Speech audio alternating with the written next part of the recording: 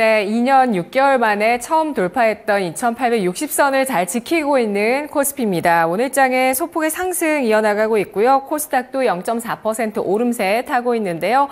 오늘장의 특징, 상승률, 하락률 종목을 통해서 확인해 보도록 하겠습니다. 먼저 유가증권 시장 상승률 상위 종목 가장 높게 올라와 있는 것이 코아스라는 동전주인데요. 오늘 상한가 이틀 연속 상한가로 들어가면서 734원선 기록하고 있습니다. 사무용 가구 제조업체인데 최근에 지분 매각을 통해서 최대 주주가 변경되면서 주가 이틀 연속 상한가 들어갔습니다. 의자, 책상, 캐비넷, 서랍 같은 사무용 가구를 제조하고 있는 기업이고요. 중국과 베트남의 판매 법인을 보유하고 있습니다. 두산 2우선주 비 20% 넘는 급등이고요. 장중에 상한가 들어갔었습니다. 탄력은 약간 둔화됐고요. 두산 우선주가 14% 넘게 오르면서 신고가를 경신하고 있습니다. 10만 800원 선 주가 나타내고 있습니다. 오늘 두산 에너빌리티도 52주 신고가 경신하고 있는데요. 체코 원전 우선 협상자 발표가 임박한 가운데 두산 우선주들 강세 띄고 있고요. 한전 산업 역시도 11% 넘게 급등하면서 12,540원 선 기록을 하고 있습니다. 다음 주 체코 정부가 신규 원전 건설 프로젝트 우선 협상 대상자 발표 앞두고 있는데요. 한국수력원자력과 프랑스 전력공사가 수주 경쟁을 벌이고 있는 가운데 이러한 수주에 대한 기대감 나오고 있습니다. SG 글로벌 같은 이런 자동차 부품주도 오름세를 타고 있고요. LS 일렉트릭의 주가가 현재 9% 아래로 탄력이 둔화되긴 했습니다만 조금 전에 탄력을 굉장히 크게 받았었습니다. 현재 8.81%까지 상승을 기록하고 있는데요. 21만 5천 원 선 LS 그룹주 내 순환매가 눈에 띄고 있고요. 어제는 LS 마린솔루션의 강세가 눈에 띄었죠. 에이프로젠이 8%까지 상승세를 띄고 있습니다.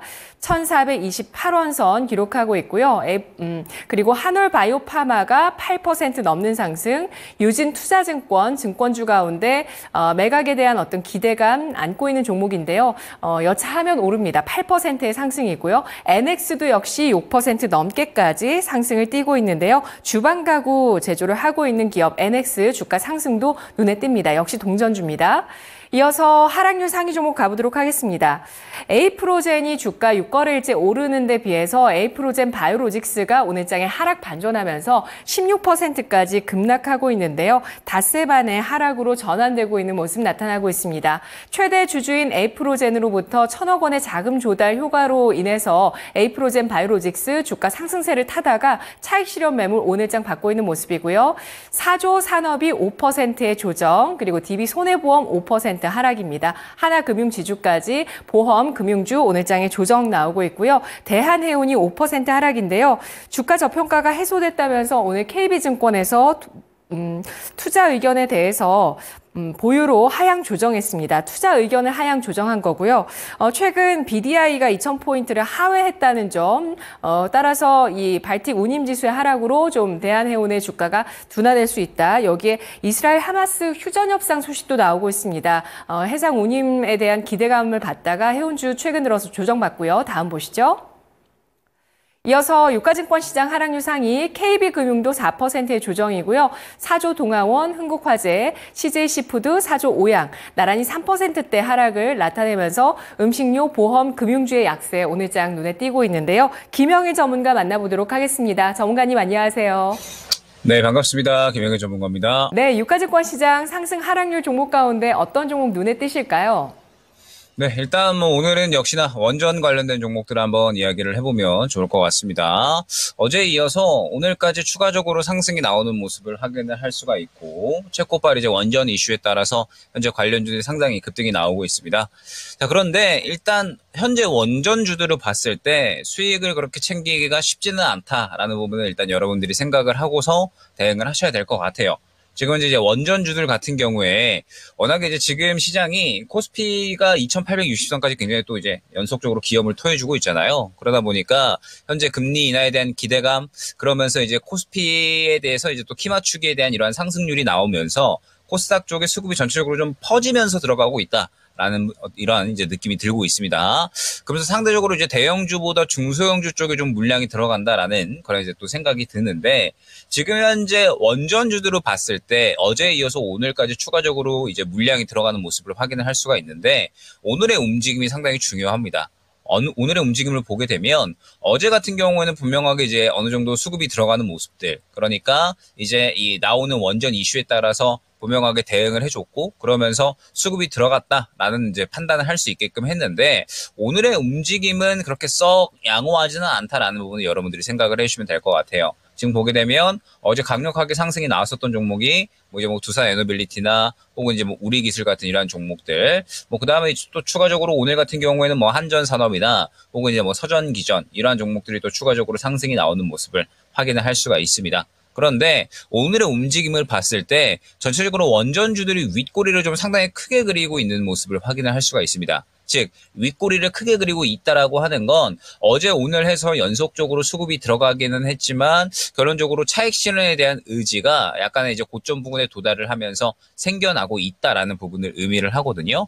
현재 이제 7월 달에 이제 시장이 좀 접어들면서 종목들에 대해서 무언가 지속성을 가져간다라기보다는 계속해서 이제 순환 속도가 좀 빠른 모습을 유지를 해주고 있거든요. 그렇기 때문에 지금 현재 상태에서 지속성을 보여줄 수 있는 종목과 그렇지 않은 종목을 구별해서 접근하시는 것이 상당히 중요하다 생각을 해주시면 될 것 같습니다. 지금 현재 원전주들을 봤을 때 만약에 이제 오후까지 추가적으로 물량을 더 밀어 넣어주지 않는다, 현재 이제 윗꼬리를 그대로 유지한 채로 마감이 된다라고 하면 차익 실현 심리가 어느 정도는 나타났다라는 부분을 좀 생각을 해주셔야 될 것 같거든요. 그렇기 때문에 현재 상태에서 원전 관련된 종목들은 수익을 챙기기는 쉽지 않은 종목이 될 것이다라는 점. 그렇기 때문에 현재 상태에서 약간은 이제 어제 오늘 해서 연속적으로 상승이 나오고 차익 실현의 움직임이 나오고 있으니까, 만약에 오후까지 추가적으로 이 상승의 그림 혹은 수급을 더 밀어넣는 그림이 나오지 않는다라고 하면 접근은 약간은 보수적으로 진행을 하셔야 된다라는 점 생각을 해주시면 될 것 같습니다.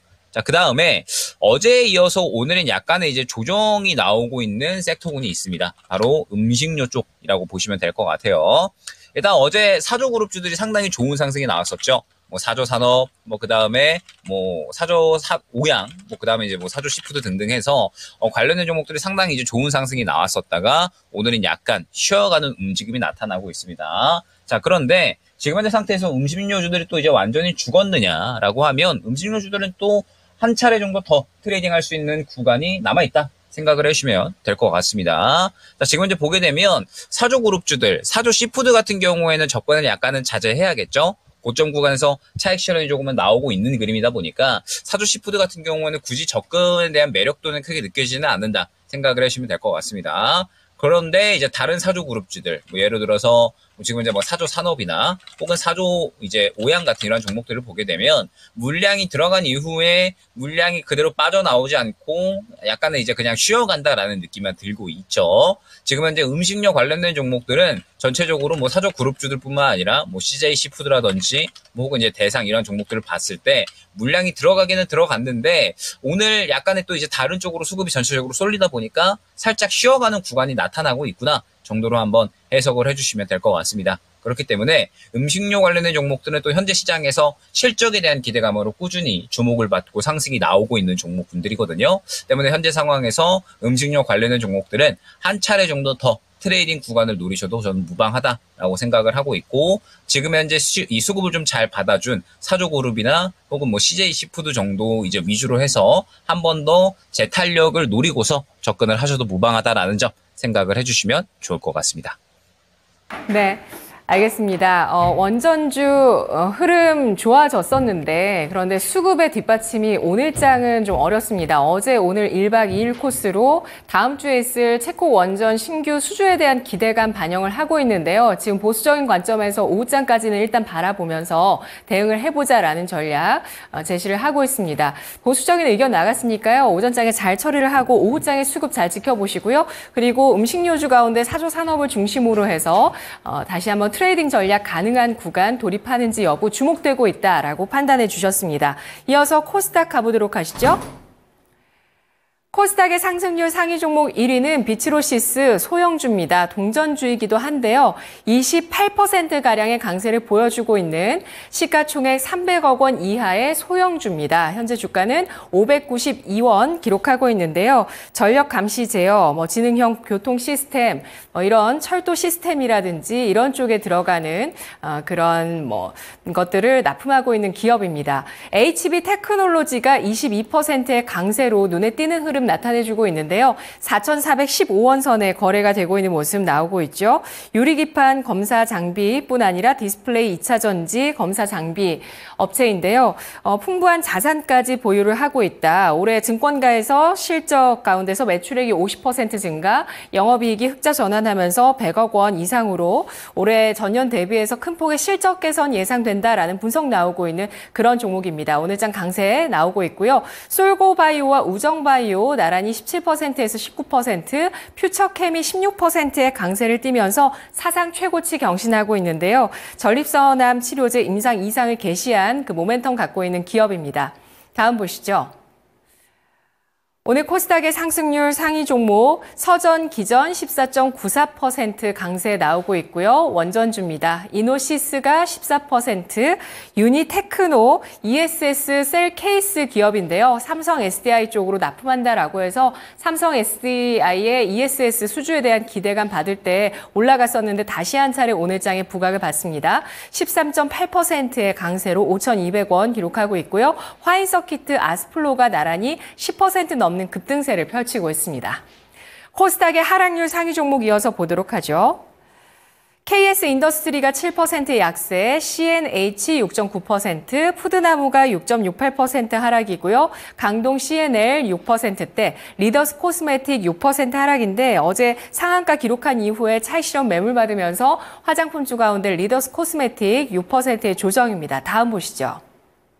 음식료 화장품 소형주 눈에 띄고 있고요. 대우 특수강 우선주가 5.88% 하락, 엑시콘이 5.4% 조정을 받고 있습니다. 큐브엔터, PPI, E8 같은 종목들이 4에서 5% 조정받으면서 IT주 가운데 엑시콘의 하락세도 오늘장 눈에 띄고 있는데요. 오늘 코스닥 시장에서는 어떤 종목의 전략 세워볼까요, 전문가님? 네, 오늘 이제 코스닥에서는 저번 주에 이제 강조 드렸었던 종목군들 한번 이제 보면 좋을 것 같습니다. 제가 이제 저번 주에 비만 치료제는 한 번 더 갈 거다라는 부분을 이제 말씀을 드렸었죠. 그러면서 이제 인벤티지랩이나 혹은 블루 엠텍이라든지 한독 이러한 종목들을 또 예로 들어드리면서 펩트론을 보시는 것도 좋지만 펩트론은 약간의 이제 고점 구간에 있기 때문에 펩트론과 함께 다른 이제 후발주자 종목군들을 보시면 좋을 것 같다라는 부분을 설명을 드렸습니다. 저번 주에 이 시간에도 한번 여러 번 설명을 드렸었고 그 다음에 또 금요일에도 이제 다른 또 이제 3포인트에서도 나가서 안내를 드렸었으니까 지금 전체적으로 다 같이 급등이 나오고 있는 모습을 확인을 할 수가 있죠.